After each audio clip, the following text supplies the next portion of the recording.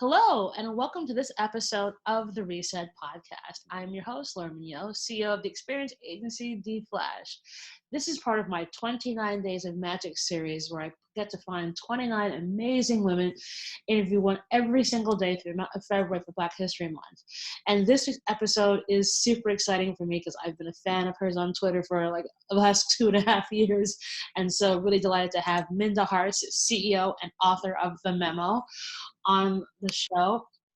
I know Minda's book has been game-changing for a lot of different industries and corporate and helping Black women get a seat at the table. So we're going to talk about her book, how she got there, and some other fun things as well. Definitely take a listen. Hi, Minda. Hi, Laura. Thank you for having me. Super excited to have you. As you know, nothing ever changes. Was the first question anyway. I'm always fascinated by the responses, and 29 Days of Magic has given me some unbelievable answers, so I feel like yours is going to be right up there. So, Minda, what was your first job? Wow, I'm really about to date myself here, but it was throwing phone books. There used to be a thing, phone books. Hopefully the audience remembers those. And they would have people who would take on almost like a paper route, and you would take those yellow pages and drop them off on the steps of different buildings and houses. So that was how I gained income in my formative years. And were they heavy phone books? Because I remember they were heavy. They were the heavy ones, like where you needed like two hands to pick them up and drop them off. It took a long time on those routes. So let me tell you that I didn't do it for too long, but that was my first. How old were you? I was probably like 12, doing this. Again, child labor laws being broken. Yeah. Exactly. Let's see how this is. So they're giving children a heavy book to throw at people's doors. What could possibly go wrong here? Okay, great. Yeah, my back is now starting to feel the after effects of those things. But yes, it was good money at the time.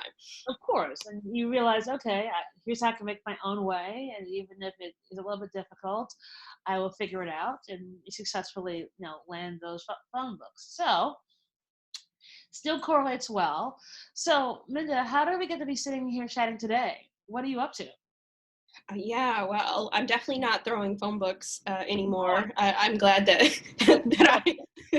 that I'm throwing other things now, not phone books. But spent 15 years in corporate and nonprofit roles, and around 2015, I decided that I wanted to make sure that I left the workplace better than I found it for Black women and women of color.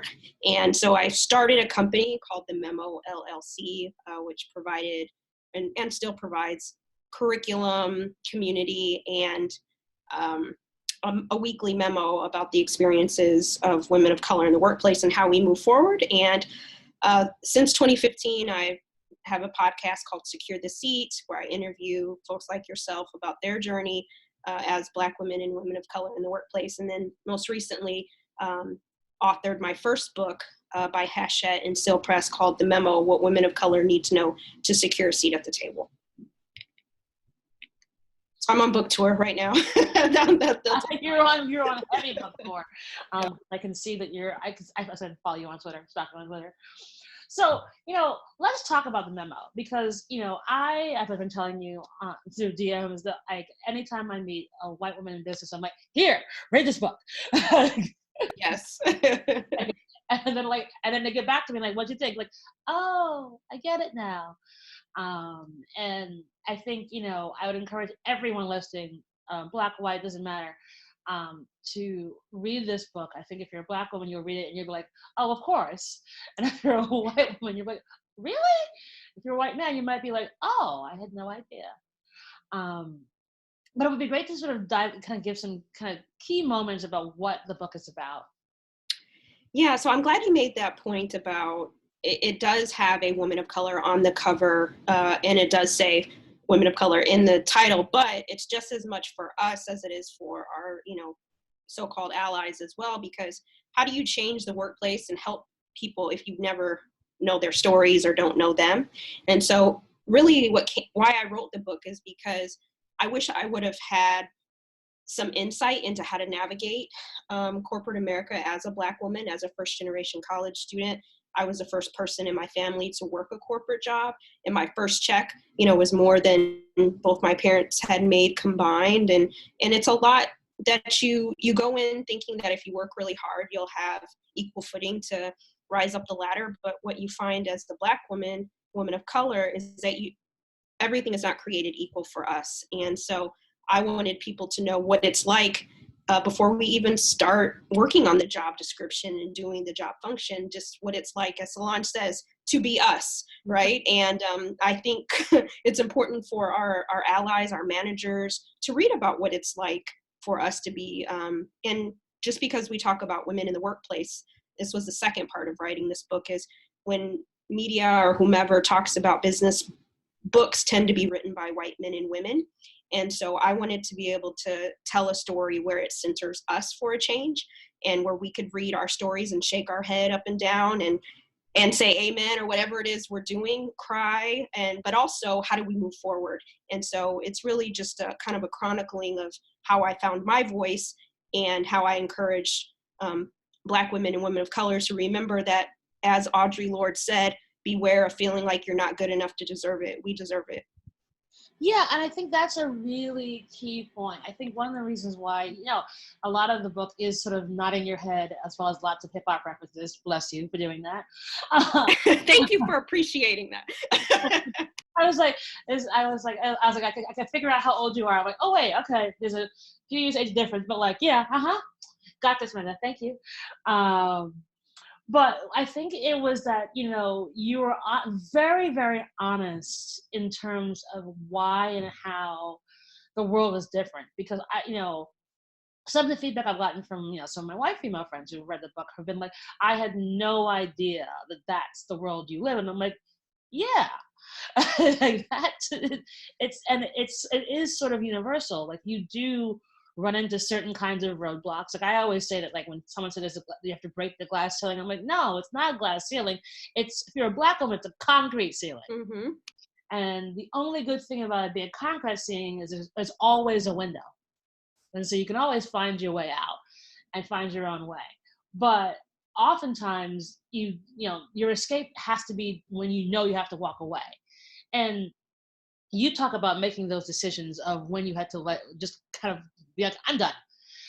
What's some of your advice for especially Black women in business when they're like that? They're at that, like, I'm done.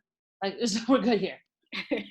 Yeah, I think many of us, not all of us, but many of us probably have that, like, 5 times a day. I'm done. I'm done. You gotta talk yourself off the ledge. But most importantly, I wanted to remind us that many of us do have dreams of being in the C-suite or moving up the ladder, being the CEO, whatever have you. And I think because of the inequalities in the workplace, we defer our dreams, right? And I don't want that. Like, we've worked too hard to lean out now. And so, yes, some of us may want to create our own tables, and that's great too, but I don't want us to have to do it because we feel like that's the last resort, right? So what would it look like if maybe things didn't work out at this particular place, but there's another place, maybe across the street, that would value you and create an opportunity to accelerate your career. But part of that, I think, is being clear on what we want out of our career and articulating that and quantifying our worth to the people that need to know what we want. Because you think, at least for me, I think about the times in my career where I was in the elevator with the CEO and he asked me, Minda, how you doing? If he knew my name, and I'd say, oh, I'm good. And then I wouldn't say anything. And then later I realized, man, that was a missed opportunity to tell him what I'm up to, what I'm working on. And so I think that sometimes our direct report, the people we report into, don't have our interests in mind. And so it may be building out your squad to find those people who will be your advocates. Yes, I think it's a really important part, because I say this to a lot of younger Black women in business who I mentor and give advice to. It's like, you need to speak up. Like, when you have the opportunities, say something. And I think oftentimes, depending on the work circumstance, they may feel beaten down and that, like, no one's listening. But closed mouths don't get fed. So you've got to find a way to help kind of find your voice. Can you talk about the idea about what it means to actually, like, sort of be the one who does socialize and like go to the happy hours and go to the company outings and not just sort of like, that's not for me, so I'm not going to do it. Yeah, it's funny. I'm glad you brought that up, Laura, because I think that's like the pushback I get the most from Black women on this book is like they love everything, but they like, I don't know if I don't feel like I need to do all that. And I say, you know what? Well, this is just another tool in your toolkit, right? You know, you don't have to drink. You don't have to. Once I kind of try to break it down and say, you know what, this is for you, not necessarily for them. And maybe it's not happy hour or you have kids, but scheduling those coffees in the morning with colleagues or just doing something different to expand your social capital with inside the workplace. Because I think for us, many of us as Black women, we get in these situations where we're working really hard, right? Our heads down, and we're waiting on someone to tap us on the shoulder and be like, hey girl, it's your time. And the reality is many of our colleagues are not checking for us in that way. So we have to let them know we are the winner, what we bring to the table. And that may require us to go to the break room birthday parties, go to the weekend volunteer events, you know, do something different. So at least try it out, right? Try it out and then come back to me and say it either worked or it didn't. But at least you have tried doing something different to get a different result. Yeah, you know, I it's funny, like, because I similarly get the same pushback from other Black women when I bring this up, and I'm like, so then I always say, like, do you ever wonder why whenever you see a picture of me at a dinner, I'm the only Black one? Because I'm the person who's like, oh, you have an invite to a dinner? Great, I'm coming. Can I bring a friend? And if I can't, I'll tell my friends, guess who I met at this party? Because like you should know these people, and then introduce them. This is how this access works. And if you think that people are going to magically know that you're amazing, doesn't happen. No, Like, it doesn't at all. and like, I think it's like hammering home that like you have to be in those rooms. And however that is, like, you know, I've gone on ski trips. I've gone, I don't care. Or the other pushback I'll get is, well, Laura, those things are really expensive and I can't afford it because if it's a big outing or something and everyone has to pay for it. I'm like, you know how many times I've been invited to something, and because they need some diversity in their photographs, I get a discounted ticket, free ticket. I'm the one they invite because they don't want it to be a table full of white dudes. Like, you know, if the invitation is coming from, you know, if people are even thinking to invite you, it's because they want you to be a part of this conversation. They can always be like, oh, we're not gonna like, it's just for the boys, and which does happen. But if someone says, hey, like, do you want to come to this happy hour? Like, you know, I've even talked to my younger friends about like, oh, I don't want to drink in front of my bosses because I might get turned up. I'm like, okay, here's a trick. Go sparkling water and lime. Mm-hmm. Because basically, if you just need something in your hand to make it look a little bit like you're a part of the party. So yes. sparkling water and lime looks like gin and tonic. You know what Laura likes to drink a lot? Gin and tonic. You can't tell whether or not I'm drinking gin and tonic or a seltzer water and a lime in it. It comes in the same glass, the same ice, and it's the same color. Like, do that. Like, yeah, absolutely. And it's to your point, it's not about, and I think this is the trick, right? It's not about going out and drinking with your coworkers. It's about going out and being strategic. Who in that room do you need to be having a laugh with, or that they need to see your face, or that you talk to for a little? And so it's less about going and getting the drink. It's about being strategic. Who do you need to make, you know, quote unquote friends with? And I think it would, I mean, I know for me, it exponentially accelerated my career when I went to those after 6 kind of activities. Yeah, I mean, I don't have a career without it. And, you know, I think lots of people assume that I'm this big introvert. I'm like, actually, extrovert. I'm like, actually, no, I'm an introvert. I'm an extrovert introvert, which means I can ramp up and be this happy-go-lucky, lightly, but like, then I got to go in and like, I don't want to deal with people. Like, so you could always do, and also do like the, you know, 45-minute rule. You can do anything for 45 minutes. You can nurse a drink. You can say hi to the 3 people in that room Yep. who know that you're there, and then leave. You can put a timer on your phone. Like, there is no reason why you shouldn't do this. Yes. Put yourself out there. I remember one dinner. It was after a long day, and in my former life, I was a consultant and travel a lot, and sometimes with my colleagues. And long story short, our she was like, she was in the C-suite, and she came out, or she was going to dinner with some of my colleagues. And at first I wasn't going to go. And I'm like, how often would I be able to have dinner with this woman? And I even pushed myself one step further, and I sat across from her at the big long table, so I was strategic. And because she got to know me a little bit more, and she thought about me for other things that she had not thought about me for, because we shared a couple laughs and a little conversation. So I know it might seem silly or, not necessary, but it really is necessary. It is. It really, it's, and I think, I think it's just really, it's so very important. I think it's why I want to talk to you about it, because I see sometimes, folks are having this like hard time when they're like, well, I'm in these big meetings and I don't know if I can speak up and blah, blah, blah, blah, blah, blah. And I'm like, well, is this the very first time they're ever seeing you? I'm like, yeah. I'm like, have you ever gone to any of these other experiences? No. And I'm like, see, this is what happens. It's like, because you never know who's in that room at that happy hour that you're going to meet tomorrow in a completely different setting, and their impression of you will change greatly if the night before, you talked about what was on Real Housewives, or you mentioned something about this cool bar that you went to that had this like awesome mixologist. Like there's something, people want to work with other people who at least want to engage with you in a conversation. And as much as everyone thinks if you just buckle down and do the work and speak for itself, that'll be the way it works. It's not how it works in reality. The world is based on relationships and how people feel about working with you. Yeah, that likability factor plays a lot into it. And I think as Black women, as women of color, like that's part of the narrative we can control. Because if they see us in a different light, they will less likely call you an angry Black woman because they've actually spent some time with you, Yeah, I mean, I think if you think about it, it's like it's sort of your buffer and like your softener that you kind of have to do, which is crazy that we do, but like it's where we live in, so we can't like pretend like that's not how the world works. Well said. Well said. So if we at least acknowledge that, then we can move forward in smarter and better ways. So as much as we are telling Black women to go out there and like be and build great relationships, what about when like they've got the Becky situation where you like or just making your life a living hell?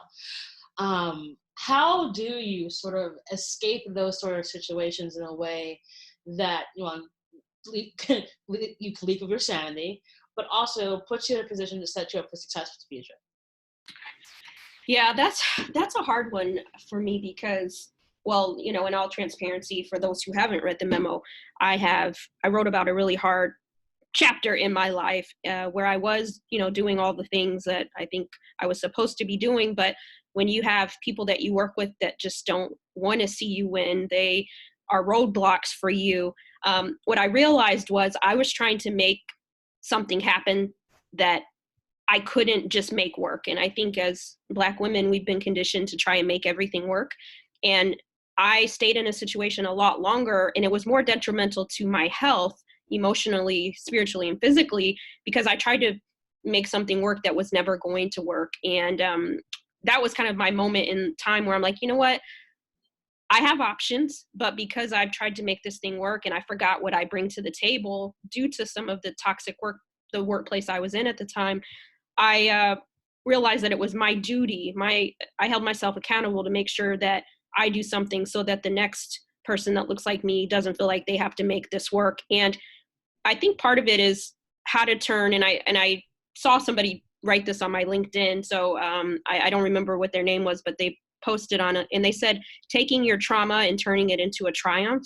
And that really hit me in a way, because how do we take this trauma, right? How do we take the trauma that we have and turn it around? And so even if you feel like you can't take it anymore, realizing that you are the prize, and even if this place doesn't work, centering yourself to say, okay, if I can't leave today or I can't leave next week, what are the things that I could do to make work for me now? And while I stayed in that position a year longer than I should have, I took advantage of my professional development stipend. I, was out on the road as much as I could be, and I was using and making connections and taking meetings. And so I think that figuring out how to make work for us, even in a even if you feel like you're in a dead end situation, but get what you need to help catapult you into the next position. And I think that eases the pain just a little bit more, if that makes sense.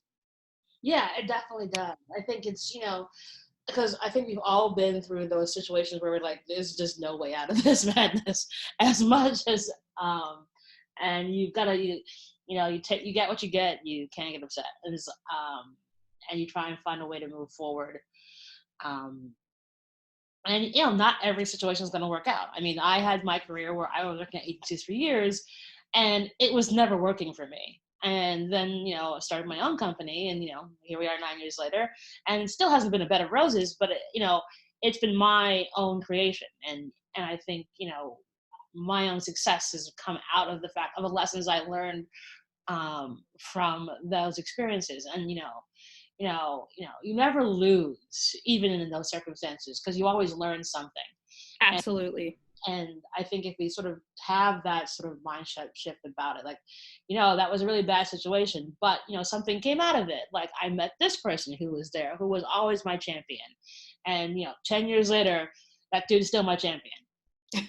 Absolutely. And congratulations for that, because it's not an easy feat to go out on your own and still keep moving. And, at the time when I was in that bad situation, you couldn't have told me, Laura, that I'd write a book based off of that.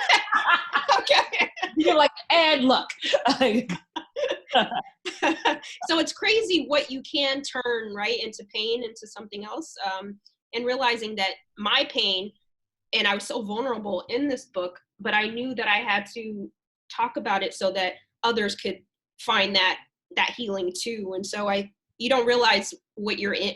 I'm like, God, why did you bring me across the country? And why is this happening to me? But I didn't realize what the bigger picture was. It was bigger than just, my hurt feelings and anxiety. It was a lot bigger than that.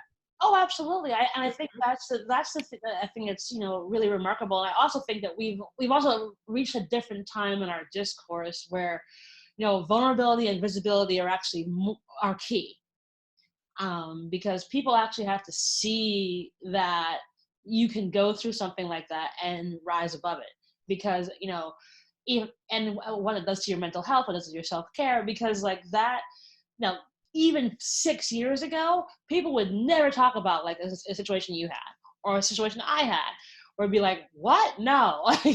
You just keep it under, you keep that inside, and you don't let that out, and you just sort of work your way through it. And now I think, we're definitely at a different point in, I want to say, like the zeitgeist, that like, sharing your experience so that people can sort of be mindful and watchful and see the triggers so that it doesn't happen. Also is because you're giving that vulnerability and letting people see that, and that's really incredible, and I thank you for that. Thank you very much. So what would you tell 25-year-old Minda? Oh Lord. A lot. But I would tell her, and because I am kind of a hip hop and early 2000s R&B kind of girl, I would tell her about Ashanti, right? Ashanti's song Foolish, all the things that we accept be the things that we regret. And I would tell her, don't accept bad treatment, because you'll regret it later on. And so you deserve better, and find those places that see that talent in you. And so I think that we do accept a lot as Black women, and I hope that we learn to center ourselves and put our feelings and our careers above anybody else's. Yes. It's not F your feelings. It's just like my feelings are superior. Yeah, yes, exactly. Like because we put everybody, I won't say we, I won't speak for all of us, but I joke around and say I come from a long line of caretakers, and so I need to learn how to censor myself for a change. But it doesn't mean that your experience in your situation, it doesn't matter, but mine matters just as much as yours too. It really does, and it's not that. I mean, like, I think as Black women, this is a thing that we kind of carry. I mean, so much so that like I have a birthday coming up in about a week, and I bought myself a present that will hopefully arrive on my birthday. But basically, I had something engraved with the words "me first" because Oh, I like that. because so I'll probably Instagram it. But like because I was like, you know what, I need to treat myself to something cool. But also I need to remember this, and I think by the fact of having something that I wear that I have to see every day will remind me of that, because especially when we're in our careers, and especially as Black women, we have other things that we are managing. It's not just our 9 to 5. We've got friends, we've got family, we've got parents or siblings that we've got to also help out, depending on anyone's. You never know what other people's circumstances are. What separate of like if you're married and have kids, and it's very easy to fall into the trap of like everybody else's concerns have to be taken care of, and we're the last person to get a hug. and Yep. and so and I think that's just detrimental to us. And the thing is, as soon as I started putting myself first, I could actually manage those other situations off tremendously better, because I was thinking of me first, and then like, okay, based on, well, if I put myself here, I can help out here, here, here, here. So maybe a better friend, maybe a better family member, and have better relationships, because I just had to understand that, like, if I don't put myself first, I won't be here because I'll just crack into pieces. Real talk. Yeah. Mm-hmm. So it's of paramount importance. I'm glad you did that, and that's inspiring me, because it's hard, but we have to unlearn some things so that we can have longevity, and we deserve it. Well, you have to put and it's also about your health. Now, I say all that to say, like, it's still a work in progress. Stop. Remember, I just told you I had to buy something to remind me. You're making the steps. You're taking the steps. I'm taking the steps. And actually, this kind of goes into another part that I really loved in your book when you talked about coaching, because part of the reason that I was able to sort of get this clarity was that I've had a coach for the last couple of years. And it's been enlightening on a number of facets to have someone who isn't a family member, isn't a girlfriend, isn't a longtime industry friend, but someone who's not a disinterested party, but someone whose job it is to help you cut through the bullshit. Help me cut through the bullshit. And I love the fact that you prioritize this in the book as well. Yeah, we have to invest in ourselves, and not just in the hair and the nails and the shoes, but in our overall holistic well-being as a Black woman, as a woman of color. And so I do think, I know we're fabulous and we have all the things covered, but we do have blind spots, right? We have people who can help us take a weight off where we don't have to figure everything out. So I have coaches for a variety of things in my life. And, now I'm like, oh, well, I'll spend, if I have it, I'll be like, okay, well, I could go and buy this X thing for a couple $100, or I can have more time with my speaker coach and put it into myself, because eventually that's going to be an even bigger return on my investment, right? And so when we think about ourselves in that way holistically, you can't lose. You really can't lose. And and I also think that it's really important that you sort of talk about this, because I think oftentimes we will say, well, I'm going to buy myself a really good bag and that'll make me feel better about this horrible work situation that I'm in. And I'm like, well, for probably a third of the price of the bag that you're about to buy at Neiman's or at Saks, if you had 2 or 3 coaching sessions, it may help you navigate the BS waters that you're dealing with your trifling boss, or open you up to something else. Because as a result of sort of going on, starting coaching, I've gone to like the Tony Robbins thing. I've done sort of these like kind of group meditation with other professionals, and it's opened my eyes to a lot of different conversations and different groups of people and experiences that I like. Again, 3 years ago, I'd be like, there's no way I'm doing that. That's hokey BS. That's for white people. Right. And now I'm like, yeah, like whenever I get one of these like invitations to go to one of these things, I'm like, you know what? What have I got to lose? At the very least, am I not a networker and a relationships person? I'll meet some new interesting people, which I can add to my Rolodex at the worst base level. And instead, you get something valuable out of it, and you find out more about yourself. Because I think that oftentimes is the thing. Like, we don't know that there's so much more to us than what's on the surface, and having coaching helps you unlock a lot of that. Yeah, I agree. So, all right. So, book's a bestseller. You're on a book tour. What's next for you? Yeah, so right now I'm back in class. I teach a course at NYU Wagner called Talent Development, helping future leaders and HR practitioners shift the culture in the workplace for the better. And so back in the classroom, I really enjoy that part of life. So just juggling the two, but then also planning a writer's retreat for the summer, because I think that part of telling our story or finding out how you can tell your story in other ways is understanding how publishing or self-publishing works. And so I want to be able to share the behind the scenes of the book publishing process, and bring people together and hopefully inspire them to tell their stories in whatever format works for them. And so that's what I'm working on. Really excited about the possibilities of that, because I feel like we have to share these resources. Like, success is not a solo sport, and I want to be able to give back in that way and bring some of the people that I've met in my publishing journey to answer the questions, and again, just kind of pull back the hood on things. So that's kind of next up for me that I'm really excited about. Awesome. That's something that's going to be incredible. Keep us posted, so we'll share it out. Yes. And then, almost lastly, but what is it you do for your self-care? So we've talked about coaching and, buying ourselves some stuff, but what's the thing, like, especially now that, it's not a pivot for you, but like, now you're on the road a lot, you're speaking a ton, you're 5 years into this entrepreneurial journey. How do you find that balance and manage your self-care? Yes. Well, I am a work in progress as well. At the start of 2020, I intentionally said that I only take just a couple of speaking engagements.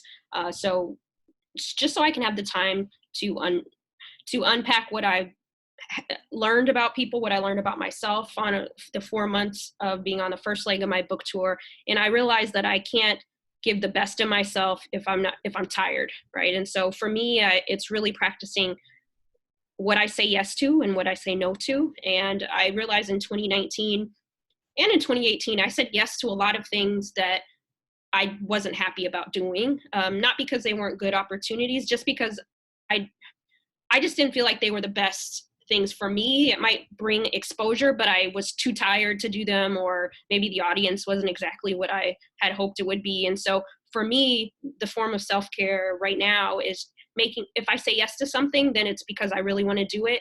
And if I say yes to something, what am I saying no to? And so being very clear on what I say yes to that furthers the cause of women of color in the workplace. And if it doesn't do that, then I need to take a really hard look as to why I'm saying yes to that. So that's really been helpful. It's been a struggle because I am very much of course I can do that kind of person. And, but I'm finding that I feel much better when I give myself that space and grace to say no as well. That's really important. I think, as busy as we get, saying no is far more important than saying yes, because you've got to take care of yourself, otherwise you'll burn out and then there'll be no Minda. Yes. Like, what happened here? So as part of the 29 Days of Magic series, what I'm asking, all of my guests is a give and or an ask. And if there's something that you'd like to ask of our audience or like to give of our audience, now's your chance. I appreciate that. And, my ask would be, if you haven't read the memo, that you'll get it, or that you'll gift it to someone who's had a hard time in the workplace, or that just who's feeling stuck, because part of securing your seat at the table is making sure that others are able to secure theirs as well. And so sometimes we just need that extra push. And then the give is, if I can be helpful in any way, please find me on social media at Minda Harts. And if you have questions or career advice that you're looking for, I would love to help you with that. Awesome. Thank you so much. And I will co-sign for this because Minda is very active on Twitter. Yes, that is my second home. And she responds very quickly, which is always kind of hilarious. But Minda, it has been such a delight to have you on the show. I'm super thrilled you were able to squeeze in some time for us to have this chat, which I think is so very important.